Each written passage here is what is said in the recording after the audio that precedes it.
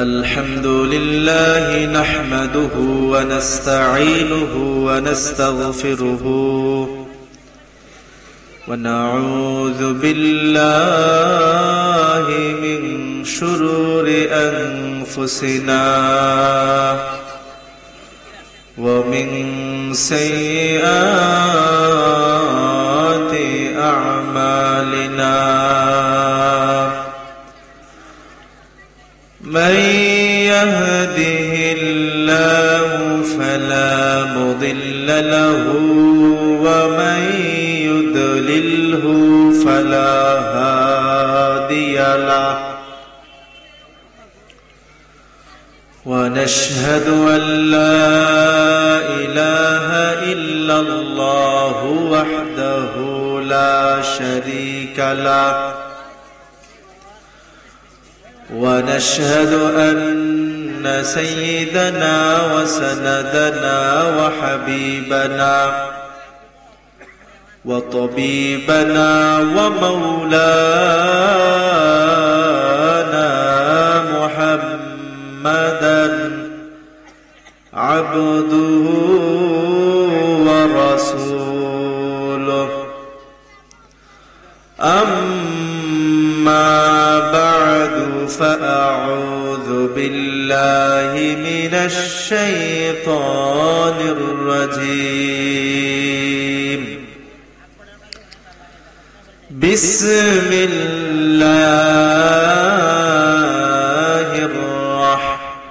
الرحمن الرحيم لكل أمة أجل إذا جاء أجلهم لا يستأخرون ساعة ولا يستقدمون وقال النبي صلى الله عليه وسلم أنا سيد الناس يوم القيامة صدق الله العظيم وصدق رسوله النبي الحبيب الكريم إن الله وملائكته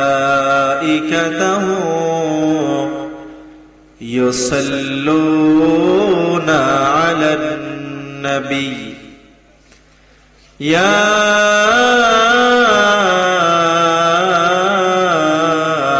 أيها الذين آمنوا صلوا عليه وسلموا تسليما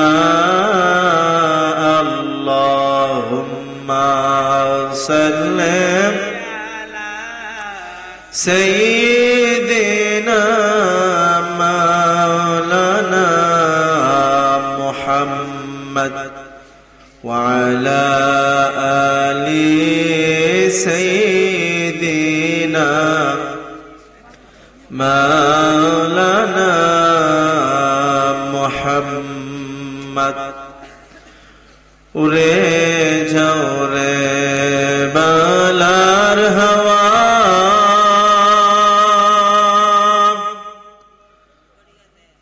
উড়িয়া যাও রে মদিনা এই জামাতের সালাম দিয়া নবী মুদের পাখর যায় আল্লাহুম্মা সাল্লি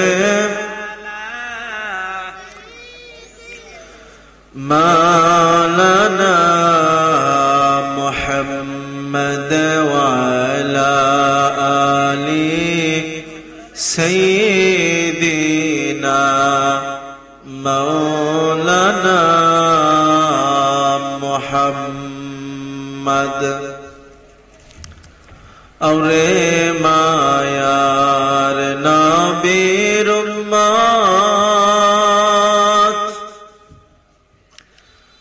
اوره نبیر میلاد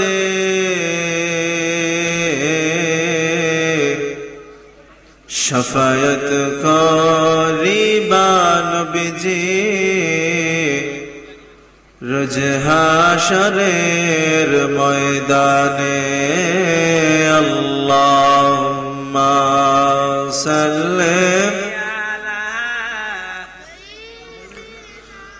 মাওলানা মুহাম্মদ ওয়া আলা আলি সাইয়্যিদিনা মাওলানা محمد الله الله الله لا إله إلا هو الله الله الله لا إله إلا هو الله الله الله لا إله إلا هو সবাই মিলে রাখবে যখন কবরের মাজার সবাই মিলে রাখবে যখন কবরের মাজার সেই সময় পাইমু গনাবে সেই সময় পাইমু গনাবে আপনার দিদার নবী যে আল্লাহ আল্লাহ الله لا إله الله الله الله لا إله إلا موتر توفان আসবে যখন নবী গো আমরার দেখা দিয়া বাসাইয়া দেখা দিয়া বাসাইয়া ঈমান আমরার নবী যে আল্লাহ আল্লাহ الله لا إله إلا هو الله الله الله لا কৌসারের মালিক আপনি নবীদের সরদার কৌসারের মালিক আপনি নবীদের সরদার আপনার উপর নাজিল হইল আপনার উপর নাজিল হইল পবিত্র কুরআন নবী যে আল্লাহ আল্লাহ আল্লাহ লা ইল্লাহু আল্লাহ আল্লাহ আল্লাহ লা ইলাহা ইল্লা ইলাহা ইল্লাল্লাহু মুহাম্মাদুর রাসূলুল্লাহ সাল্লাল্লাহু আলাইহি ওয়াসাল্লাম। আলহামদুলিল্লাহ, আনোয়ারপুর ইসলামী সুন্নি যুব সংঘের উদ্যোগে ষষ্ঠ বার্ষিক মহাসম্মেলন। আজকের এই মহাসম্মেলনের সম্মানিত সভাপতি আলহাজ মোহাম্মদ খুরশেদ আলী সাহেব, সভাপতি আনোয়ারপুর জামে মসজিদ। আজকের প্রধান অতিথি বিশিষ্ট ইসলামী চিন্তাবিদ ও মুফাসসির কুরআন হযরতুল আল্লাম আলহাজ মুফতি মুহাম্মদ মাহবুবুর রহমান সালেহ সাহেব। বিশেষ অতিথি সুমধুর কণ্ঠের অধিকারী হযরত মাওলানা মুফতি রুহুল আমিন সিদ্দিক সাহেব মাগুরা। আজকের প্রধান বক্তা, বিশেষ বক্তা উপস্থিত আল্লাহর জাকির আশিকিন বৃন্দ। সর্বপ্রথম আমরা আল্লাহ পাকের দরবারে শুকরিয়া জ্ঞাপন করি যে আল্লাহ রাব্বুল আলামিন আমাদেরকে অত্যন্ত দয়া মায়া করে, মহব্বত করে, ভালোবেসে আল্লাহর ঘর মসজিদে নবীজির ভাষায় জান্নাতি একটি বাগানে আসার বসার তৌফিকটুকু দান করেছেন। সে মালিকের দরবারে শুকরিয়া জ্ঞাপন করে চিৎকার করে বলি আলহামদুলিল্লাহ। লক্ষ কোটি দরুদ ও সালাম নবীজির দরবারে, যিনি আশরাফুল আম্বিয়া ওয়াল মুরসালিন, যিনি ইমামুল আম্বিয়া ওয়াল মুরসালিন, যিনি খাতামুন নবিয়্যিন, রাহমাতুল লিল আলামিন, আফতাব নবুওয়াত, শাহেনশাহ রিসালাত হুজুর আকরাম সাল্লাল্লাহু আলাইহি ওয়াসাল্লামের উপর আল্লাহ তাআলা আমাদের দরুদ ও সালামকে কবুল করুন। প্রিয় ভাই সব, আজকের এই মাহফিল যারা আয়োজন করেছেন, প্রথম আমি তাদের জন্য দোয়া করে নিচ্ছি আল্লাহ রাব্বুল আলামিন আজকের এই মাহফিলকে মাকবুলিয়াত হিসেবে কবুল করুন।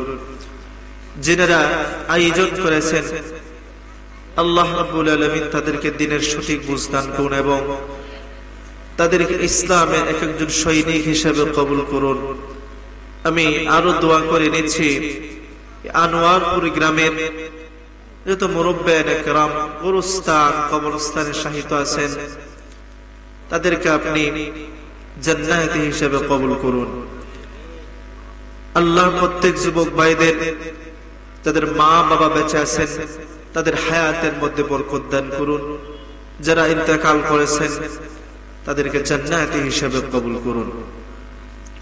কোরআনুল কারীম থেকে একটি আয়াত তেলাওয়াত করেছি। আয়াতের অর্থ হচ্ছে এই, প্রত্যেকটা জাতির নির্দিষ্ট একটি সময় নির্ধারণ করে দেওয়া হয়েছে।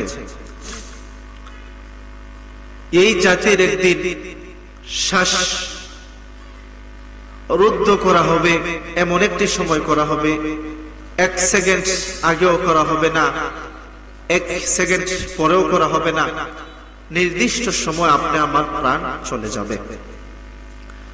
তেলাওয়াতকৃত হাদিসের অর্থ হচ্ছে এই, কিয়ামতের দিন একমাত্র সম্মানিত ব্যক্তি হবেন নবী মুহাম্মদুর রাসূলুল্লাহ সাল্লাল্লাহু আলাইহি ওয়াসাল্লাম।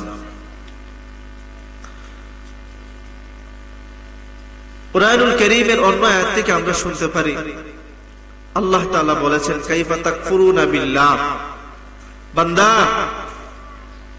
দুনিয়াতে আসার পরে কিভাবে তোমরা আমাকে অস্বীকার করো? তোমরা কি জানো আমি তোমাদেরকে রূহ বানাইলাম, তোমাদেরকে প্রশ্ন করেছিলাম আমি কি তোমাদের রব নই? তোমরা বলেছেন হ্যাঁ, ক্বালু বালা, অবশ্যই আপনি আমাদের রব। কুরআনুল কারীম আল্লাহ তাআলা বলেন, কাইফা তাকফুরুনা বিল্লাহ, বান্দা কিভাবে তোমরা আমাকে অস্বীকার করো? ওয়া কুনতুম আমওয়াতা, তোমরা ছিলে মৃত, ফাআহইয়াকুম, আমি তোমাদেরকে জীবন দান করেছি। সুম্মা ইউমীতুকুম, বান্দা তোমাদেরকে আবার মৃত্যু দিব। সুম্মা ইউহয়ীকুম, এবং আবার জীবিত করব। সুম্মা ইলাইহি তুরজাউন, তখন তোমরা আমার কাছে থাকবে। বান্দা কিভাবে তোমরা আমাকে অস্বীকার করো? আমরা ছোট্ট একটি ঘটনা শুনি। একজন একটি বইয়ের মধ্যে লিখতেছে, এক মায়ের গর্ভের মধ্যে দুটি সন্তান। ডান দিকের সন্তান বলতেছেন ভাই, আরেক পাশের বাম দিকের পাশের সন্তান ভাইকে বলতেছেন, ভাই এর মায়ের পেট থেকে একদিন আমরা বের হব, এটা বাস্তব। বাম দিকের ভাই বলতেছে যে না, এটাই আমাদের জন্য চিরস্থায়ী, আমরা পেট থেকে আর বের হব না। ডান দিকের জন বলতেছেন যে না ভাই, এই পেটের পরের যুগ একটি আছে, দুনিয়া নামক গ্রহ বা জিন্দেগি বা জীবন একটি আছে, আমাদেরকে পেট থেকে বের হতে হবে। বাম দিকের ভাই, এক মায়ের ঘরে কয় বাচ্চা? দুই বাচ্চা। বাম দিকের জন বলছে না, আমরা যেখানে নিজের হাত চলাফেরা করতে পারি না, পা নাড়াচড়া করতে পারি না, নিজের মুখ দ্বারা খাবার খেতে পারি না, আমরা কিভাবে মায়ের পেট থেকে বের হব? তখন ডান দিকের ভাই বলতেছেন, বাচ্চাটা বলতেছেন যে না, আমরা বের হব, হাত পা নাড়বো এবং কথা বলবো, নিজের হাত দ্বারা খাবো, এটা সম্ভব। বাম দিকের জন বলতেছেন যে না, কিভাবে সম্ভব? আমরা যেখানে মুখ দিয়ে খাবার খেতে পারি না, নারী দিয়ে মায়ের পচা রক্ত আমরা খাবার খাচ্ছি, আমরা কিভাবে কি করতে পারি? তো ডান দিকের জন বলছে, ভাই শুধু না, আমরা পৃথিবীতে গিয়ে ইনকাম করব, টাকা রোজগার করব, বড় বড় অট্টালিকা বিল্ডিং বানাবো, কথা সত্য। বাম দিকের জন বলতেছে না রে ভাই, কথা সত্য না, আমরা যেখানে হাত পা নাড়তে পারি না, এটা কিভাবে সত্য হয়? তখন ডান দিকের জন বলতেছেন, দেখেন আজকে যেজন আমাদেরকে পালতেছেন, আগামী জন উনি আমাদেরকে পালবেন। তো বাম দিকে যে বলছেন, আজকে তো আমরা মায়ের পচা রক্ত খেয়ে বেঁচে আছি। তখন ডান দিকে জন বলছে যে না, একজন রব আছেন, একজন প্রতিপালক আছেন, যিনি সারা বিশ্বকে কন্ট্রোল করেন, উনি আমাদেরকে পৃথিবীতে আসার পরে খাওয়াবেন, আমাদেরকে পড়াবেন। কিন্তু প্রিয় ভাই সব, যে কথা বলতে চাচ্ছি, আল্লাহ মায়া করে বলছেন, কাইফা তাকফুরুনা বিল্লাহ, বান্দা কিভাবে তোমরা আমাকে অস্বীকার করেছো? তোমরা ছিলে প্রথমে মৃত, তোমাদেরকে আমি রূহ দিয়েছি, জীবন দিয়েছি। প্রিয় ভাই সব, মায়ের পেটে থাকতে সন্তান আসলেই কিন্তু জানতো না পরবর্তী জীবন আছে কিনা। আমরা যেমন মায়ের পেটে থাকতে অস্তিত্বই ছিলাম না, বলতে পারছিলাম না যে আমরা এখানে এসে মাহফিল করব, বড় বড় অট্টালিকা বানাবো, ঘর বানাবো, আমরা কল্পনা নিতে পারি নাই। কিন্তু পৃথিবীতে আমরা আসছি, বিল্ডিং বানিয়েছি, সবকিছু করেছি। সেম ভাবে, অনুমান ভাবে, অনুরূপ ভাবে আমরা আবার পরকালে যেতে হবে, এটাই বাস্তব। পরকাল জিন্দেগি আছে, এটাই বাস্তব।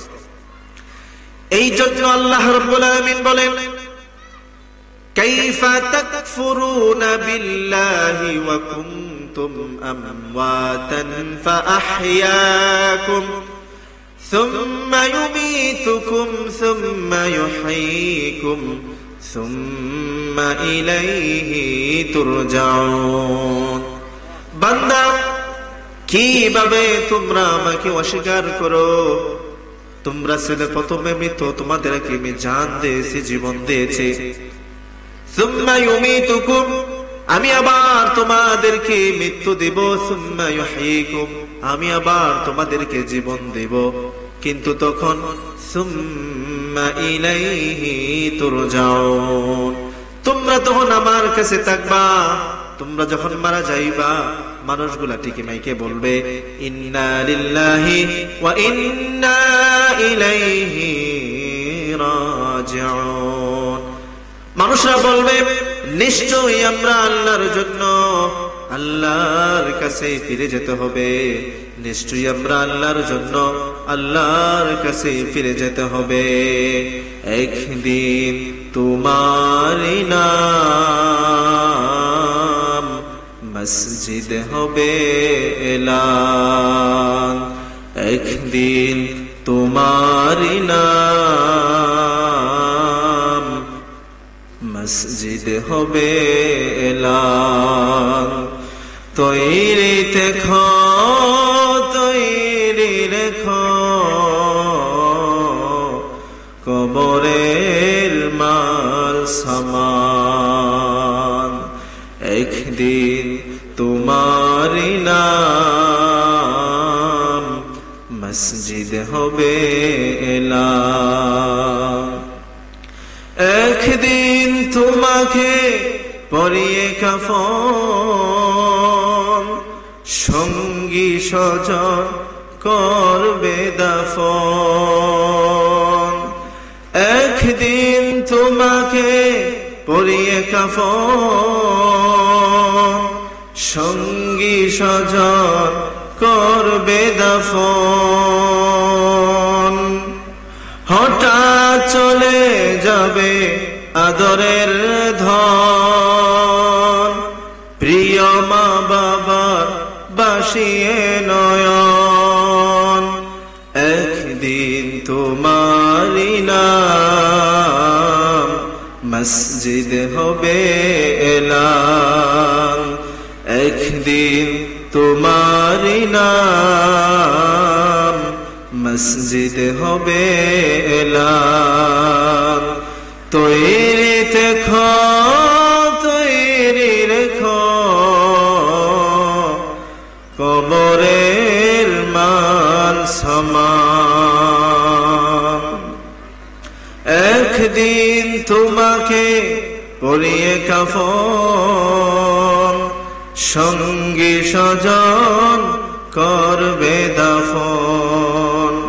হঠাৎ চলে যাবে আদরের ধন, প্রিয় মা বাবা বাসিয়ে নয়ন। প্রিয় ভাই সব, এই কথাটা চিরবাস্তব, মহাবাস্তব। এই কথার কোনো মিথ্যা নাই যে আমাদেরকে একদিন মরতে হবে। একদিন আমাদেরকে অনন্তকাল, ইহকাল, পরকালের জন্য চলে যাব।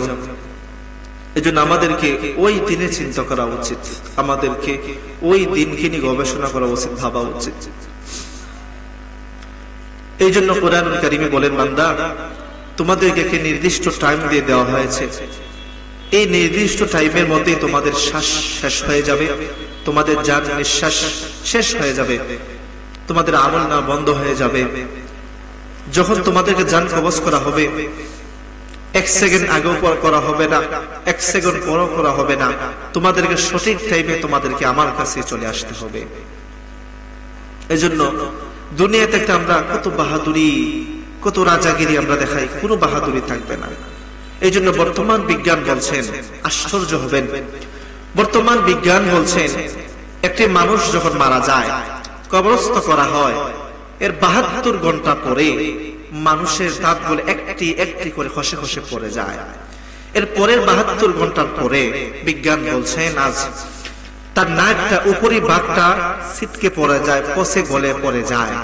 এর পরের ৭২ ঘন্টা পরে মানুষের কানের লতিগুলো একটি একটি করে পড়ে যায়। এর পরের ৭২ ঘন্টা পরে মানুষের মগজটা ফেটে যায়। এর পরের ৭২ ঘন্টা পরে মানুষের পায়খানার রাস্তা ফেটে যায়। এই পায়খানার রাস্তায় ফেটে গিয়ে মানুষের গুরুলি থেকে অশ্লীল এবং ভয়ঙ্কর পানি বের হয়। এই হাতটা আমরা অনেক মজবুত আকারে আমরা বানিয়েছি, এই মুখটা আমরা অনেক ক্রিম, অনেক সাবান দিয়ে আমরা সাজিয়েছি, এই চেহারা আমরা কত সুন্দর করে সাজিয়েছি। কিন্তু বিজ্ঞান বলতেছেন প্রায় ৯ দিনের মাথায় আপনার মগজ ফেটে যাবে, আপনার পায়খানা রাস্তায় ফেটে যাবে, অশ্লীল পোকা প্রাণী বের হবে, অশ্লীল ভয়ঙ্কর প্রাণী বের হবে। এই হাত আপনার পেটের পোকা আপনাকে খাবে, এই মুখ আপনার পেটের পোকা আপনাকে খাবে। সেদিন আর কোনো বাহাদুরি থাকবে না, আর কোনো রাজাগিরি থাকবে না। আপনাকে প্রশ্ন করা হবে, বান্দা তুমি যৌবন কোথায় কাটিয়েছো, মাল কোথা থেকে ইনকাম করেছো, কোথায় আবার মাল খরচ করেছো, সম্পদশালী হয়েছিল কোন জায়গা থেকে হয়েছিল, সুদ খেয়ে হয়েছো, ঘুষ খেয়ে হয়েছো, এই সম্পর্কে তোমাকে প্রশ্ন করা হবে। বান্দা এখনো সময় আছে, ৫ ওয়াক্ত নামাজ বেশি সময় লাগে না। আমাদের আজকে এমন মডার্ন আমরা হয়েছি, এমন ইসলামিক আমরা হয়েছি, মসজিদের কাজ চলমান, মসজিদে যেনারা কাজ করেন, যিনারা রং করেন, রাজমিস্ত্রি কাজ করেন, নামাজের সময় নামাজ চলে, কিন্তু একটু অনুভূতি হয় না আমার মুসলমান ভাই নামাজ পড়তেছে কিন্তু আমি তো নামাজ পড়ি না। আমি রঙের কাজ করতেছি, আমি টাইলসের কাজ করতেছি, আমি রাজমিস্ত্রির কাজ করতেছি, একই মসজিদে ঠিক টাইমে ইমাম সাহেব নামাজ পড়াচ্ছেন, আমি মসজিদের কাজ করতেছি কিন্তু আমি নামাজ পড়তেছি না। কোন পর্যায়ে গেলে মানুষ এমনটা হতে পারে? কোন পর্যায়ে গেলে মানুষ এমনটা হতে পারে? মসজিদের কাজ করতেছেন, মাদ্রাসার কাজ করে, কিন্তু সে নিজে নামাজ পড়ছে, মাদ্রাসা বিল্ডিং করতেছে। প্রিয় ভাই সব, আমাদের ইসলাম মডার্ন ইসলাম হয়ে গেছে।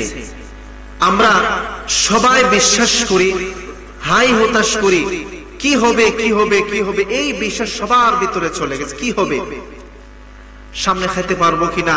মানুষ যখন বর্তমানে বাস্তব নিয়ে মানুষ বাস্তববাদী হয়ে গেছে, নাস্তিকবাদী মানুষ হয়ে গেছে।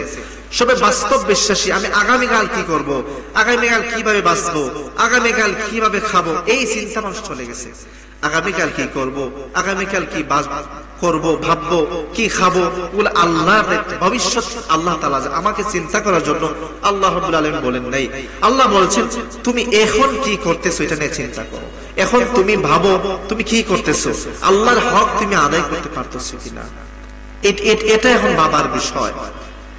আমাদের অনেক যুবক ভাইয়েরা রিজিক নিয়ে অনেক চিন্তা করেন। একটু চিন্তা করে না, সকালবেলা পাখিগুলা উড়ে যায়, তারা চাকরি করে না, আমার মতো ইমামতিও করে না, আমার মতো চাকরিও করে না, ওয়াজ করেও বেড়ায় না। তারা সকালবেলা বের হয়, বিকাল বেলা পেট ভরে তারা আসে, পেট ভরে তারা ঘরে ফিরে আসে, ছেলেদের কুলে ফিরে আসে, সন্তানদের কুলে ফিরে আসে। তারা চাকরিও করে না, কিছুই করে না। তারা বিশ্বাস করে আল্লাহ রাব্বুল আলামিন আমাকে খাওয়াবেন, আমার সারাদিন রিজিকের মালিক আল্লাহ রাব্বুল আলামিন নিয়েছেন। তারা এই চিন্তা করে সকাল বেলা বের হয়, বিকাল বেলা পেট ভরপুর পেটে তারা ঘরে ফিরে। সুবহানাল্লাহ। কিন্তু আপনি আমার কি অবস্থা ভাই? আজকে এমন মডার্ন ইসলাম হয়েছে, বক্তা ওয়াজ করে, বক্তা নিজে নামাজ পড়ে না। এমন ইসলাম হয়েছে, শ্রোতা যারা ওয়াজ শুনতে আসে, যে বক্তার কণ্ঠটা কেমন, বক্তা কি বলতেছে, এটা কোরআন থেকে বলতেছে নাকি বানোয়াট ঘটনা বলতেছে, একথা চিন্তা করে না। শ্রোতা চিন্তা করে বক্তার কণ্ঠটা কেমন, এটাকে আমি শুনবো নাকি শুনবো না, আমাকে কানসু হবে নাকি কানসু হবে না, এটা মানুষ শুনতে চায় না। আমাদের উস্তাদ বলতেন তিন শ্রেণী মানুষদের জন্য আজকে হেদায়েত শূন্য হয়ে গেছে। ওয়াজটা মডার্ন ওয়াজ হয়ে গেছে, ওয়াজটা আওয়াজ হয়ে তিন কারণে। এক নাম্বার কারণ, যিনারা ওয়াজ করান ওনারা নিজেরাই নামাজ পড়েন না, ওনারা নিজেরাই সুদের সাথে জড়িত, ঘুষের সাথে জড়িত, অন্যায়ের সাথে জড়িত। আমি শুরুতেই আমাদের আজকের ওয়াজ মাহফিলের যুবক ভাইদের জন্য দোয়া করে নিয়েছি যে আল্লাহ তাদের মা বাবারে কবুল করুন, যাদের হায়াত আছেন তাদেরকে বরকত দান করুন, যারা মারা গিয়েছেন তাদেরকে জান্নাতবাসী করুন। আর যে ভাইয়েরা ওয়াজ করিয়েছেন করাচ্ছেন তাদেরকে আপনি ইসলামের সৈনিক হিসেবে কবুল করুন। দুই নম্বর হন, আমাদের উস্তাদরা বলতেন যে দুই নম্বর হন আজকে হেদায়েত শূন্য যিনারা ওয়াজ শুনতে আসেন, ওনারা শুধু তাহির হিসেবে আসবে কিনা, আশিক হিসেবে আসবে কিনা, জোরে জোরে মারহাবা বলাবে কিনা, চিল্লাবে কিনা, এমক ভাই গালি দিবে কিনা, তমুকরে গালি দিবে কিনা, এই নিয়তে শ্রোতারা ওয়াজ শুনেন, যেখানে আজকে হেদায়েত শূন্য। তিন নাম্বার আমাদের উস্তাদরা বলতেন যিনারা ওয়াজ করেন, বক্তা স্টেজে যিনি বসেন, উনি হেদায়েতের জন্য ওয়াজ করেন না। যদি করতেন, ইমাম শাফিঈ বলেন একটি ওয়াজ যথেষ্ট, মানুষের জন্য একটি ওয়াজ যথেষ্ট। মৃত্যুর ওয়াজ যদি কেউ শুনে, সে ঘুষ খাবে না, সে ঘুষ খাবে না, সে সুদ খাবে না, অন্যায় অবিচার করবে না, সে হেদায়েত পথে অবতরণ করবে, হেদায়েতের পথে অবিচল থাকবে, সে ভালো মানুষ হয়ে যাবে। যদি সে কি করে, মৃত্যুর কথা সব সময় সে স্মরণ করে। বক্তা যদি মানুষের মধ্যে ইখলাসের নিয়ত, আমলের নিয়তে ওয়াজ করতেন, উনি মৃত্যুর ওয়াজ করতেন, নিজেও আমল করতেন। বক্তা 12টার উপর ওয়াজ করতেন না, একটার উপর ওয়াজ করতেন না। বক্তা ইত্তাবিউ মান লা ইয়াসআলুকুম আজরা ওয়া হুম মুহতাদুন, বক্তা কন্টাক্ট করতেন না যে আমাকে 40,000 দিতে হবে, স্টেজে আসার আগে আমাকে 10 কনফার্ম করতে হবে, এটা বলতেন না বক্তা, এটা বলতেন না। প্রিয় আনোয়ারপুর ভাষী মহব্বতের জায়গা থেকে বলতেছি, আমাদের সামনে আমাদের বড় ভাই মারা যাচ্ছেন, বড় বোন মারা যাচ্ছেন, আত্মীয় স্বজন মারা যায়, আমাদের একটু দিল নাড়া দেয় না যে আমিও একদিন মারা যাব, আমাকে হেদায়েতের মতো অবিচল থাকতে হবে। একটু আমাদেরকে নাড়া দেয় না, এই কথাটা একটু আমাদেরকে চিন্তা দেয় না যে আমরাও হেদায়েত পথে অবিচল থাকবো। একটি কথা মনে রাখুন, সারা জীবন যদি কেউ আমল না থাকে, কিন্তু তার একটি আমল আছে, তার যে সে শিরিক করে নাই। কিয়ামতের দিন সে বলবে, আল্লাহ বেশি কিছু আমল করি নাই, কিন্তু একটা জিনিস আমি করি নাই, এটা হচ্ছে শিরক। আপনার অস্তিত্বের সাথে, আপনার উলুহিয়াতের সাথে, আপনার অংশীদারিত্বের সাথে আমি কাউকে শরীক করি নাই আল্লাহ। আমি কোনো আমলও করি নাই, কিন্তু শরীক করি নাই। হতে পারে আল্লাহ আপনাকে মাফ করে দিতে পারে। সুবহানাল্লাহ। এজন্য আল্লাহকে শরীক না করা। আমরা খাই খেয়ে আল্লাহর সাথে শরীক করি। প্রিয় ভাই সব দেখেন, সকালে ঘুম থেকে উঠে ব্যবসার মধ্যে যায়, আমাদের সামনে বিড়াল আসলে, কোনো ধাক্কা খাইলে আমরা বলি খার মুখ থেকে ঘুম থেকে উঠলাম।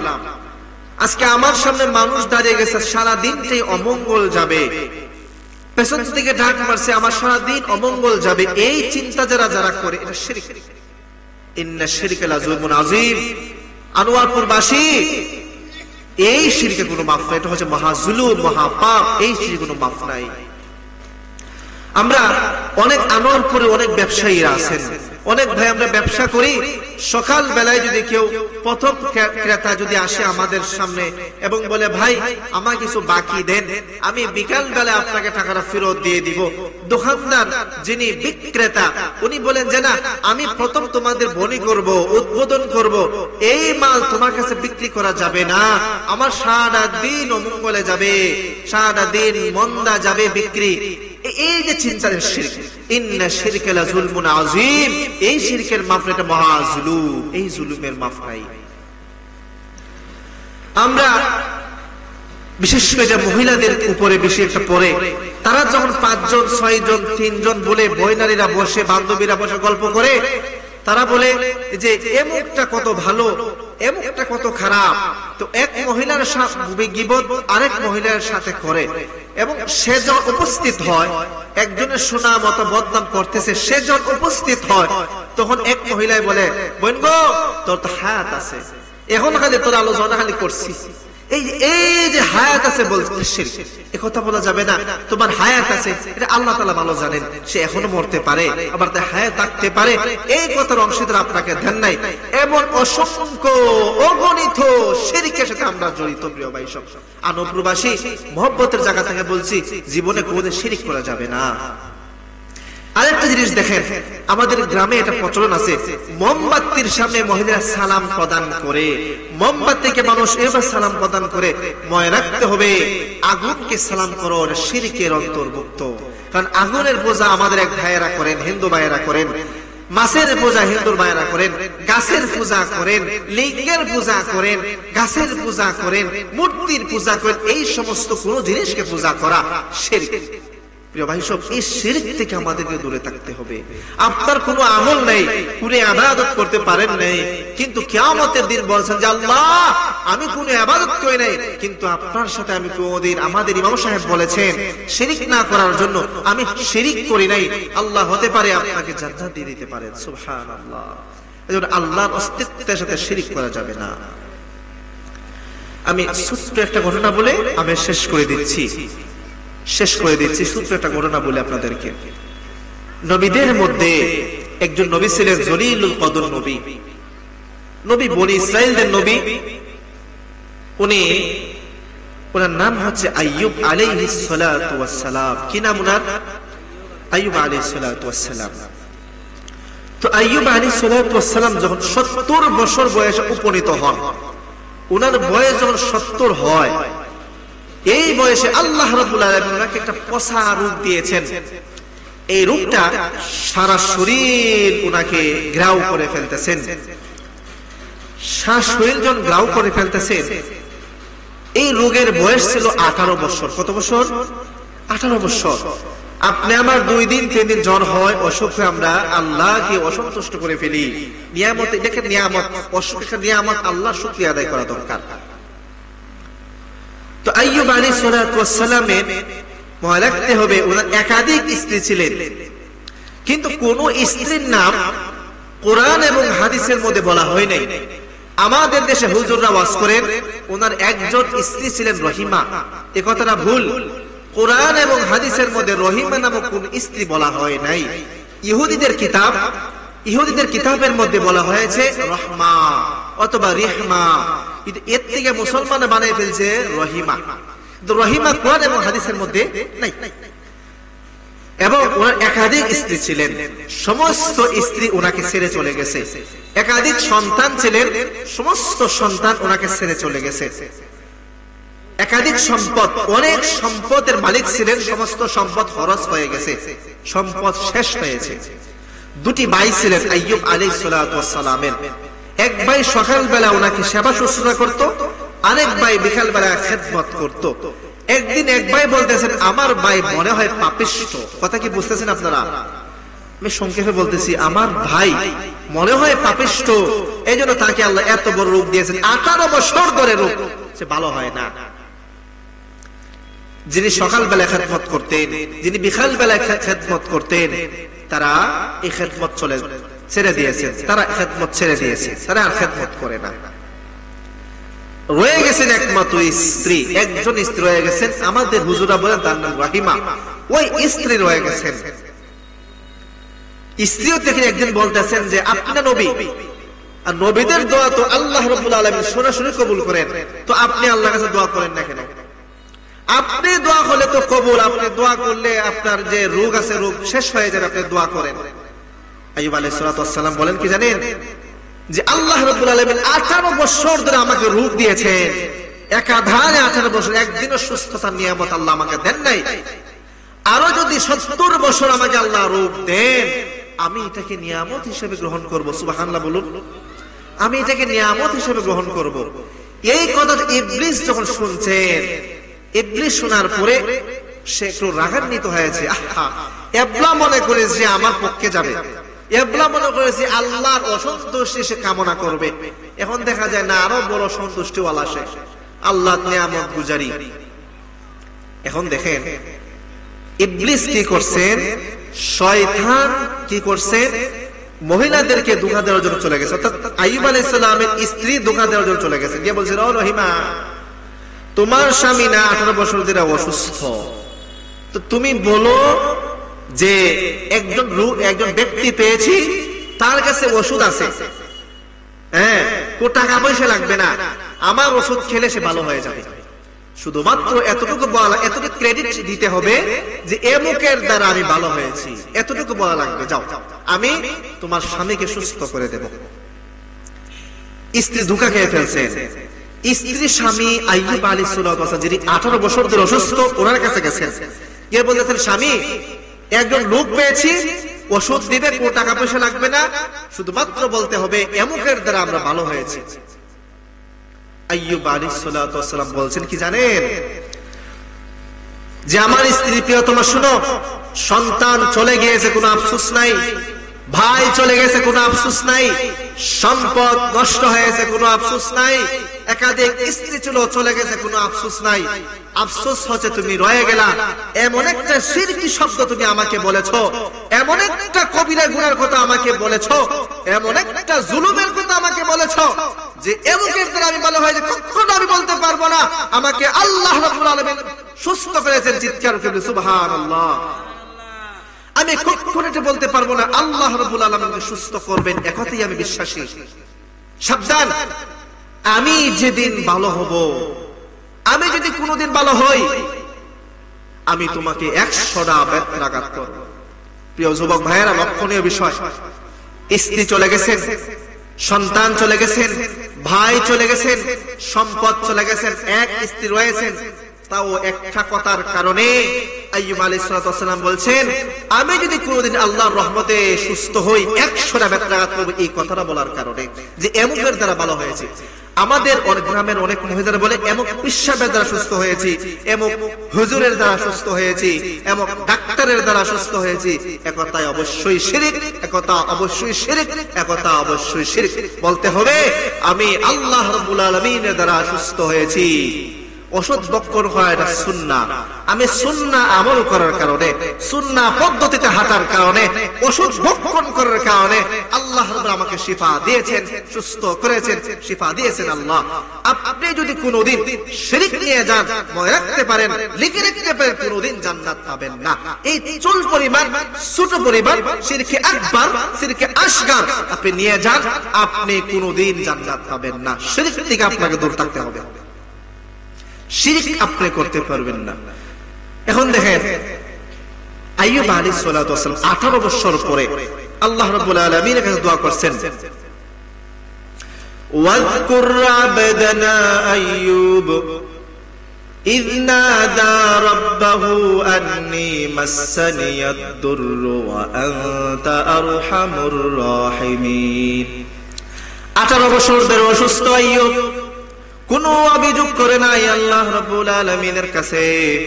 এতটুকু বলছেন, আমি আপনার বান্দা, আমি আপনার অনুগত বান্দা, আপনি কি জানেন না আমি যে অসুস্থ?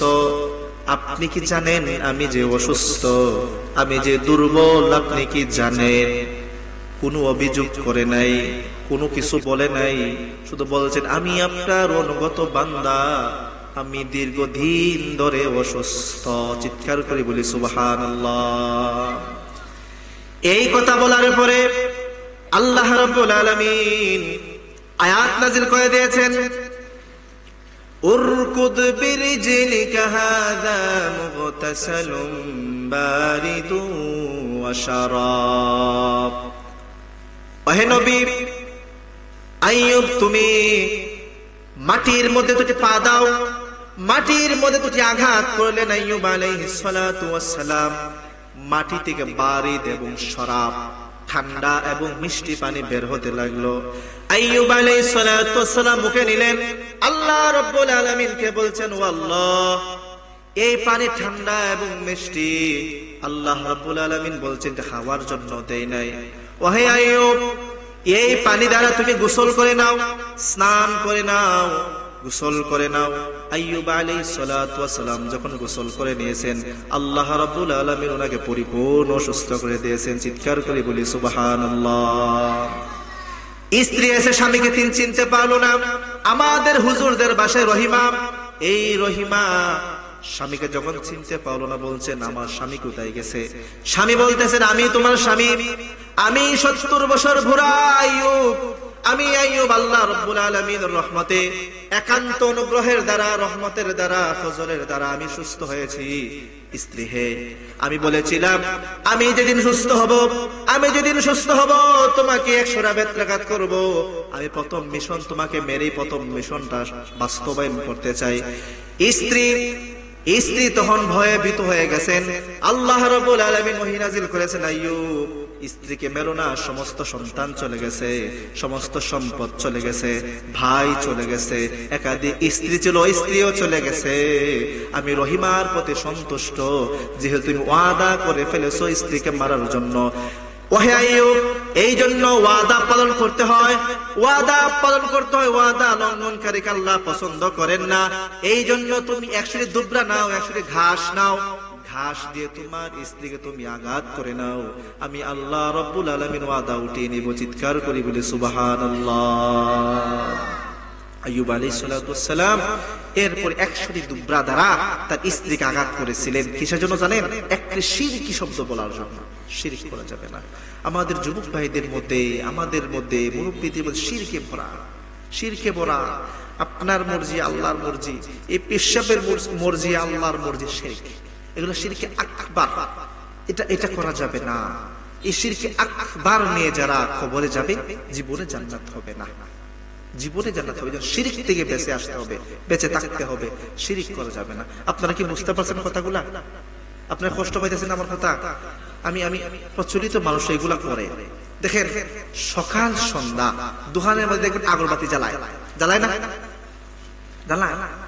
সকাল সন্ধ্যা আগরবাতি জ্বালায়। কেউ যদি মনে করে আমি আগরবাতি জ্বালাইছি যার বিধান, কুসংস্কার হবে, গুনাহ হতে পারে। কারণ দেখেন, যদি বিধান হয় হিন্দুরাও চালায়, হিন্দুরাও লাগায়।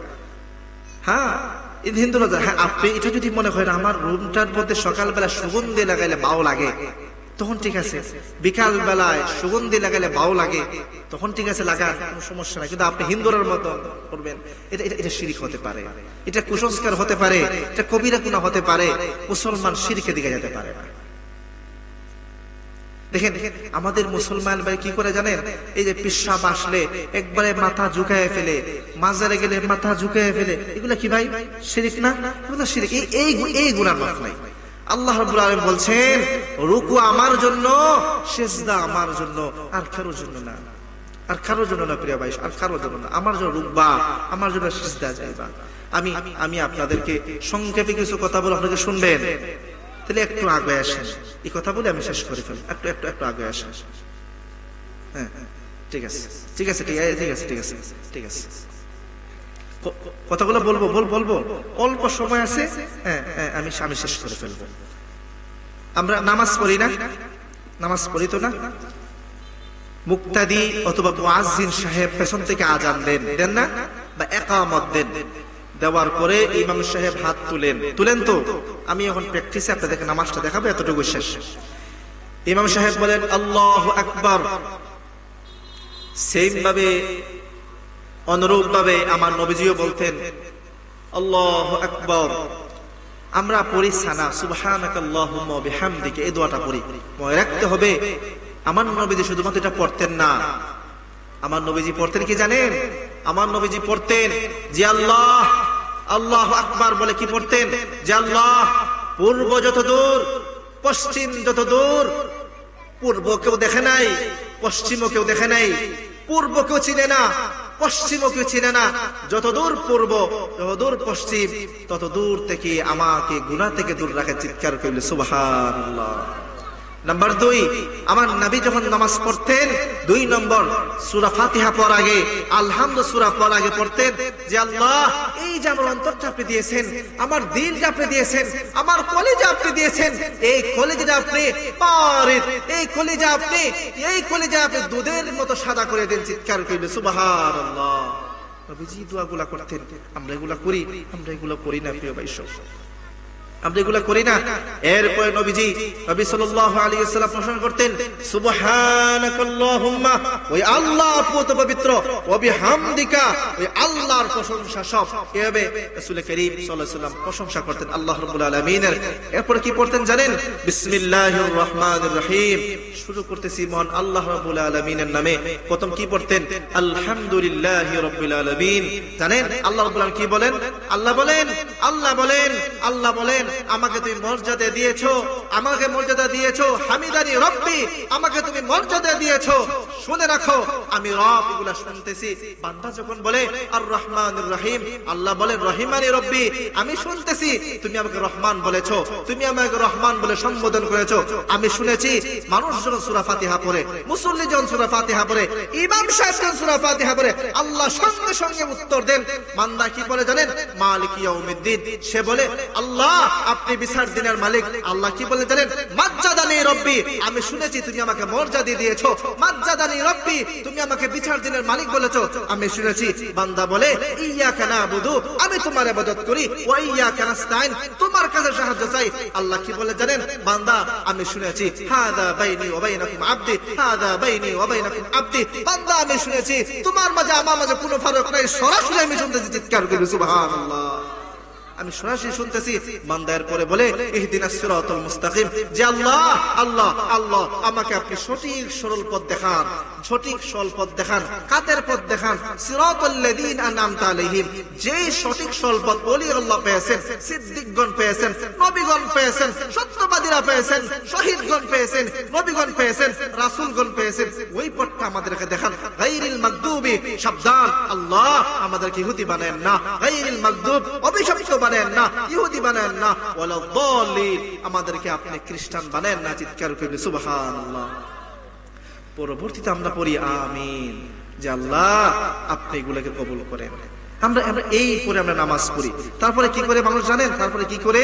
তারপরে ধরেন মানুষ সূরাতুল ইখলাস পড়ে, মনে করেন কুল হুয়াল্লাহু আহাদ, এই সূরাটা পড়ে সে ঘোষণা দেয় যে আল্লাহ আমি ঘোষণা দিচ্ছি, আল্লাহ আমি ঘোষণা দিচ্ছি আপনি এক, আল্লাহুস সামাদ, আমি ঘোষণা দিচ্ছি আপনার কোনো মুকাপেক্ষী নাই, আপনার কোনো মুকাপেক্ষী নাই। বান্দার পরে কি বলে জানেন? লাম ইয়ালিদ ওয়া লাম ইউলাদ, আমি ঘোষণা দিচ্ছি আপনি কার থেকে সন্তান জন্ম দেন নাই, ওয়া লাম ইয়াকুল লাহু কুফুয়ান আহাদ, আপনি কার থেকে সন্তান জন্মগ্রহণ করেনও নাই, আপনি সন্তান জন্ম দেনও নাই, আপনি সন্তান জন্ম কারো কাছে জন্ম নেনও নাই। কেউ যদি বলে আল্লাহর সন্তান আছে, আল্লাহর কাছ থেকে আল্লাহ কারো কাছ থেকে জন্ম নিয়েছে, এটা শিরক, জীবনে জান্নাত পাবে না। কথাটা বুঝাতে পারি নাই। আপনি সূরাতুল ইখলাস, সূরা কুল হুয়াল্লাহ পড়ছেন, কুল হুয়াল্লাহু আহাদ, আল্লাহ আপনি এক, আল্লাহুস সামাদ, আপনার অংশীদারিত্ব কেউ নাই, আপনার মুখাপেক্ষী কেউ নাই, আপনি কারো থেকে জন্ম নেন নাই, কারো আপনি জন্ম দেন নাই, আপনি অর্থ বুঝে বুঝে নামাজ পড়েছেন। এরপরে বলছেন আল্লাহু আকবার, রুকুতে গেছেন। কোথায় গেছেন? রুকুতে গেছেন না? রুকুতে মানুষদের সবচেয়ে দুর্বল থাকে। মনে হয় যে জাকির ভাই বসে আছেন, উনি রুকুর মধ্যে আছেন, উনার পেছন থেকে যদি কেউ লাথি মারে উনি পড়ে যাবে, কারণ উনি দুর্বল অবস্থায় আছেন। বান্দা তখন বলে সুবহান রাব্বিল আযীম, সুবহান রাব্বিল আযীম, হে আল্লাহ আমি দুর্বল, হে আল্লাহ আমি দুর্বল অবস্থায় আছি, আপনি পূর্ণ পবিত্র, আপনি মহান, আপনি শক্তিশালী। চিৎকার করে সুবহানাল্লাহ। আপনি এবার বুঝে বুঝে নামাজ পড়েন, আপনার দোয়া কবুল হবে, আপনার দোয়া কবুল হবে, আপনার দোয়া ফিরে দেওয়া হবে না। বান্দা যখন সুবহান রাব্বিল আযীম করে উঠে, সে বলে সামি আল্লাহ, সামি আল্লাহু লিমান হামিদা, সামি আল্লাহু লিমান হামিদা। বান্দা বলে বান্দা সামি আল্লাহ, আমি যে প্রশংসা করেছি, লিমান হামিদা, যে প্রশংসা করেছি আপনি তো শুনছেন। সামি আল্লাহু লিমান হামিদা অর্থ হচ্ছে আমি যে প্রশংসা করলাম আপনি তো শুনছেন। এরপরে বান্দা পড়ে রব্বানা ওয়ালাকাল হামদ, নিশ্চয়ই সমস্ত প্রশংসা আপনার, নিশ্চয়ই সমস্ত প্রশংসা রবের। এরপরে বান্দা বলে আল্লাহু আকবার বলে সিজদায় যায়, ঠিক না? আল্লাহু আকবার, হে আল্লাহ আপনি সবচেয়ে বড়, আপনি সর্বশ্রেষ্ঠ। বান্দা এই কথা বলে সিজদায় যায়। বান্দা কি পড়ে জানেন? বান্দা পড়ে সুবহান রাব্বিল আলা, সুবহান রাব্বিল আলা, সুবহান রাব্বিল আলা। বান্দা পড়ে যে আল্লাহ আমি আমি আমি আমি মাটির মধ্যে, আমি মাটির মধ্যে শুয়ে আছি, আপনি আকাশের মধ্যে, আপনি উপরে, আপনি আরশের উপরে, আপনি মহাশক্তিমান, আপনি পূর্ণ পবিত্র আল্লাহ, আপনি উপরে আছেন। আমি সিজদারত অবস্থায় আপনার কাছে দোয়া করতেছি, চিৎকার করে সুবহানাল্লাহ। বান্দা যখন সিজদা বুঝে বুঝে দেয়, আমি মাটির সাথে লুটে আছি, আপনি আরশে আছেন, আপনি আরশের উপরে আছেন, এই কথা বলে যখন বান্দা যখন বলে, আল্লাহ দোয়া ফিরে দিতে পারে? আল্লাহ দোয়া ফিরে দিবেন না। বান্দা যখন এক সিজদা দিয়ে বসে, সে কি পড়ে জানেন? আল্লাহু আকবার বসে সে পড়ে আল্লাহুম্মা ফিরলি, আল্লাহ আমাকে আপনি maaf করুন, ওয়ারহামনি আমাকে রহম করুন, ওয়াহদিনি আমাকে হেদায়েত দিন, ওয়ারযুকনি আমার রিজিক প্রশস্ত করে দিন, ওয়াআফিনি আমাকে আপনি সুস্থ করুন, অসুস্থ থাকলে আপনি সুস্থ করুন। বান্দা এই দোয়া করে বুঝে বুঝে বান্দা নামাজ পড়ে। এই দোয়া, এই মুনাজাত, এই বুঝে বুঝে নামাজ আল্লাহ রাব্বুল আলামিন ফিরিয়ে দিবেন না। বান্দা কি করে জানেন? বান্দা বলে আবার সিজদায় গেলাম, আল্লাহু আকবার, আপনিই বড়, সুবহান রাব্বিল আলা, সুবহান রাব্বিল আলা, সুবহান রাব্বিল আলা। মুফাসসিরিনে কেরাম বলেন রুকু একটা, সিজদা করা দুইটা, কারণ সিজদা মাটির মধ্যে মানুষ মিশে যায়, সিজদা মাটির মধ্যে মানুষ দেয়, মানুষ মাটির সাথে কানেকশন আছে। চিৎকার করে সুবহানাল্লাহ। সিজদা দুটি দেওয়া হয়। সে বলে আল্লাহ আমি মাটির মধ্যে লুটিয়ে আছি, আপনি উপরে আছেন, আমি মাটির মধ্যে লুটিয়ে আছি, আপনি পূর্ণ পবিত্র আল্লাহ, আপনি উপরে আছেন। তারপর বান্দা কি করে জানেন? বৈঠকে বসে পড়ে আত্তাহিয়াতু লিল্লাহি ওয়াস সালাওয়াতু ওয়াত তাইয়িবাতু, সমস্ত প্রশংসা, সমস্ত সালাত, সমস্ত পবিত্রতা, সমস্ত কিছু আপনার জন্য, সব কিছু মহত্ব আপনার জন্য। পরে কি করে জানেন? আসসালামু আলাইকা, সালাম পেশ করতেছি, আইয়ুহান নবী, নবীর উপরে সালাম পেশ করতেছি, আল্লাহ নবীর উপরে সালাম পেশ করতেছি, শুধু সালাম না, ওয়া রাহমাতুল্লাহ আমি রহমত পেশ, আপনি পেশ করুন, আমি পেশ বলতেছি, ওয়া রাহমাতুল্লাহি ওয়া বারাকাতু, এবং আমার পক্ষ থেকে বরকত উনার দরবারে পেশ করুন।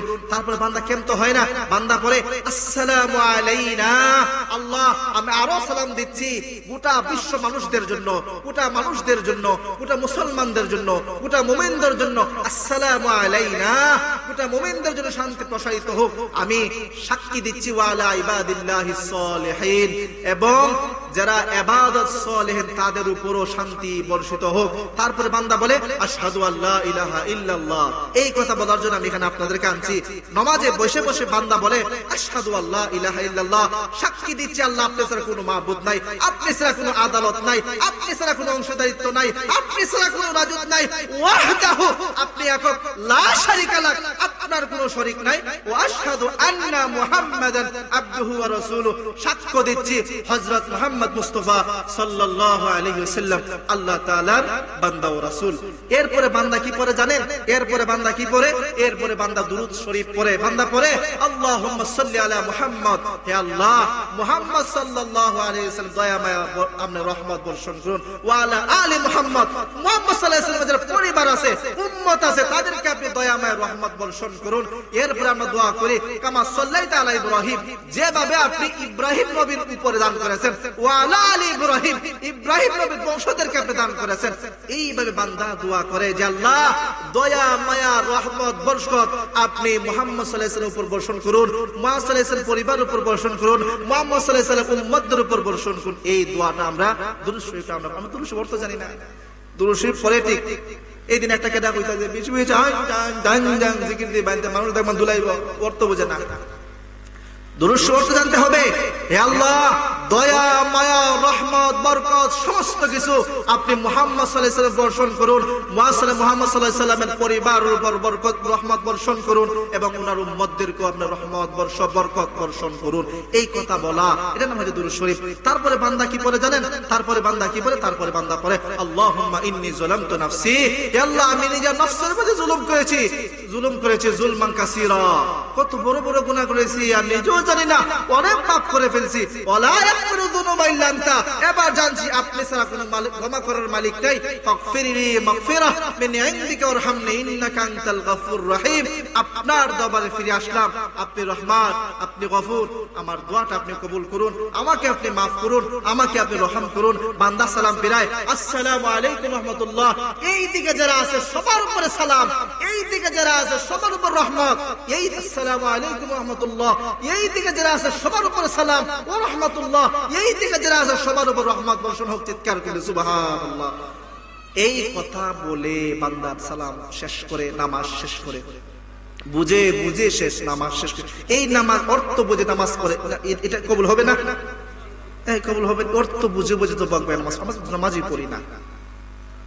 আমরা ওয়াজের সাথে যারা জড়িত তারাই তো আমরা নামাজ পড়ি না, এই শ্রোতা আসি তারা আমরা নামাজ পড়ি না, আমাদের বক্তাগণরা নামাজ পড়ে না। এটা কিয়ামতের বিশেষ আলামত।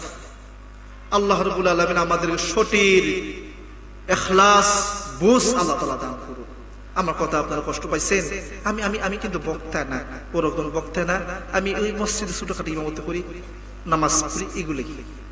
কিন্তু একটি কথা মনে রাখুন, যতগুলা কথা বললাম এগুলো আর কেউ বলবে না। যতগুলা কথা বললাম থাকবেন তো একটা পাওয়াটা থাকবেন, এগুলো কথা আর কেউ বলবে না। লিখে রাখেন, লিখে রাখেন। আল্লাহ তাআলা আজকের দোয়া আপনাদের যা করলাম যা বললাম প্রত্যেককে কবুল করুন। আসসালামু আলাইকুম ওয়া রাহমাতুল্লাহি ওয়া বারাকাতুহু।